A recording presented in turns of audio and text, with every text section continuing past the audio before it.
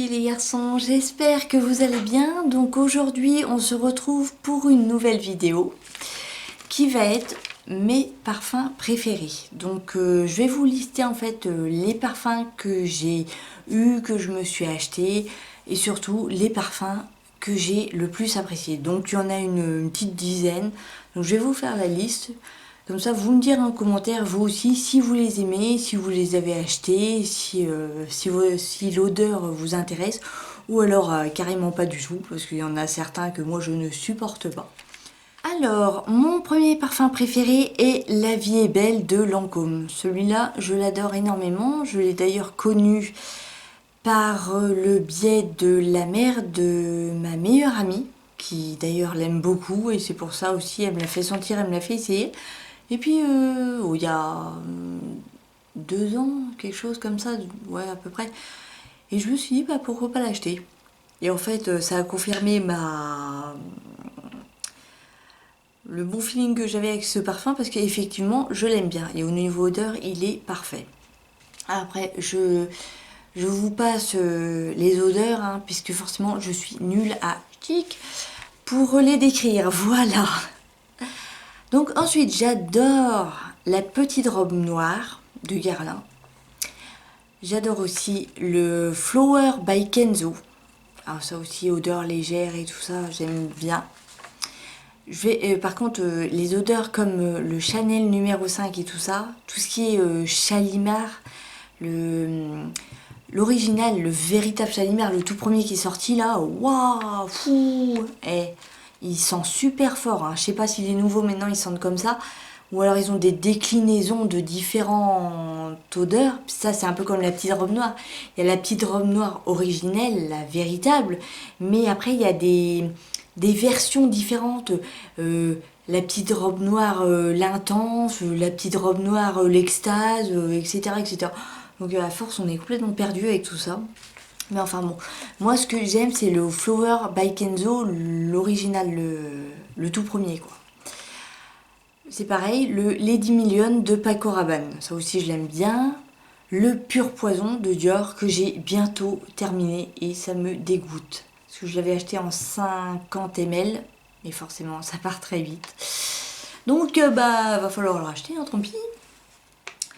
Le Very Irrésistible de Givenchy, je crois que c'est de Givenchy il me semble. Ouais. Je l'ai pas noté mais je m'en souviens plus. Le Ange ou Démon de Givenchy aussi. Ah ouais, ça, c'est une odeur vraiment particulière. Le Ange et Démon, mais c'est une odeur de fleurs, mais ouais, comme je disais dans une ancienne de mes vidéos, une odeur de fleurs mystérieuse, je trouve. Et c'est ça porte vraiment bien son nom, parce que c'est vraiment une odeur mystérieuse, un peu obscure, je trouve. Vous allez me dire, l'obscurité n'a rien à voir au niveau de l'odorat, mais enfin, je me comprends, quoi. C'est très particulier et ça sent vraiment très bon. Le Ricci Ricci de Nina Ricci. Le Manifesto d'Yves Saint Laurent. Alors celui-là, c'est pareil. Je l'avais découvert au Sephora des Champs-Élysées. J'ai été mettre mon nez un peu partout dans les différentes odeurs de parfum. Ah, je suis tombée sur une odeur qui m'a rebuté totalement. Le poison. Alors, je sais plus si c'est le poison de Dior ou parce qu'il y a le poison de Dior qui est rouge. La bouteille est rouge. Et il y a l'autre, c'est le Pur Poison, je crois, qui est vert. Et il y en a un des deux qui a une odeur, mais mon Dieu, je pourrais pas la décrire. Allez, j'ai failli tomber par terre tellement je m'y attendais pas, parce que oh là là là, c'est fort, mais fort. Et moi j'aime pas les trucs forts. D'ailleurs dans ma liste, vous verrez, c'est soit fruité, soit fleuri, mais c'est pas des trucs comme Chanel numéro 5. Alors là, je te casse du placard, hein, salut. Ah non.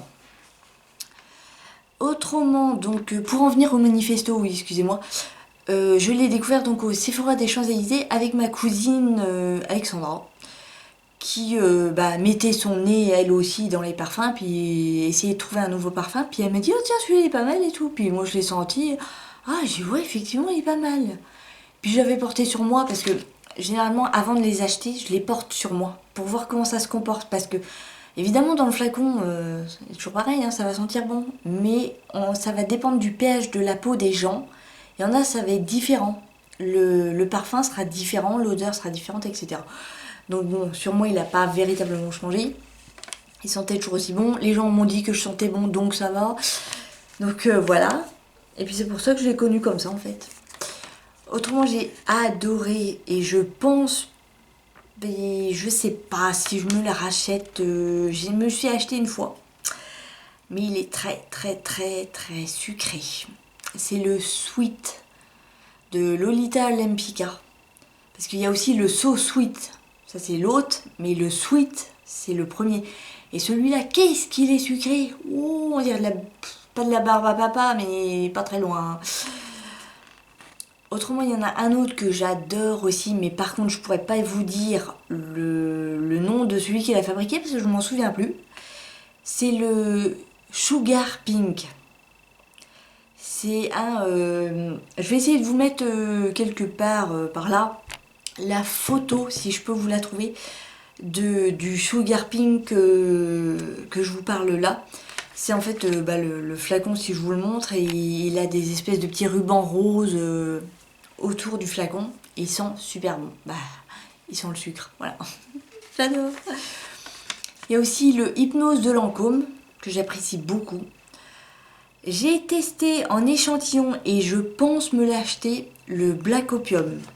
Alors ça aussi c'est pareil, hein. Il y a plusieurs déclinaisons de Black Opium, mais moi c'est l'original, le vrai, celui-là où il n'y a pas de déclinaison, le tout premier quoi.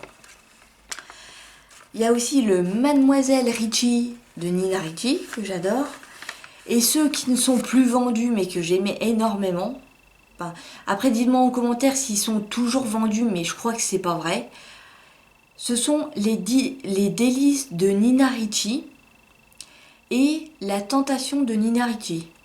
Alors dites-moi en commentaire si oui ou non c'est toujours en vente, parce que la dernière fois que je suis allée à Sephora, eh ben j'en ai pas vu. Ils ont sorti le nouveau, bon ça fait un moment maintenant, mais le nouveau Luna, le Nina et l'autre c'était quoi le... Il y en avait 3.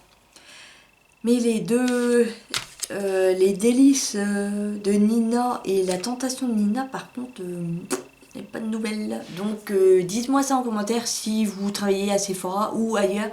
Si vous savez s'ils les ont toujours, parce que je voudrais bien les recommander. Sauf que s'ils les vendent plus et s'ils les fabriquent plus, je risque pas de les avoir. Donc voilà les filles et les garçons.